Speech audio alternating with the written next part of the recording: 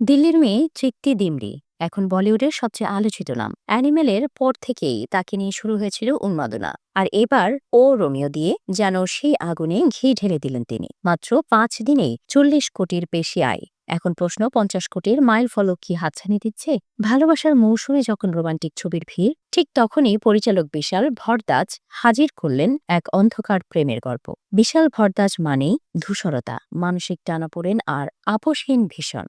হায়দার ও কামিনের পর শাহিদ কাপুরের সঙ্গে তার তৃতীয় জুটি, আর তাতেই বাজিমাত। এই সিনেমার মাধ্যমে প্রথমবার শাহিদের বিপরীতে অভিনয় করলেন তৃপ্তি। শাহিদ নিজেই পুরোপুরি সঁপে দিয়েছেন চরিত্রের কাছে। সমালোচকদের মতে তিনি শুধু গ্ল্যামার নন, অভিনয়ের গভীরতা দিয়েও দর্শককে টানছেন। বক্স অফিস বিশ্লেষক তরুণ আদর্শের মতে তৃপ্তি শুধু গ্ল্যামার নয়, অভিনয়ের গভীরতা দিয়েও দর্শকদের প্রেক্ষাগৃহে টানতে সক্ষম হচ্ছেন। মুক্তির প্রথম দিন থেকেই মাল্টিপ্লেক্সগুলোতে ও রোমিওর দাপট।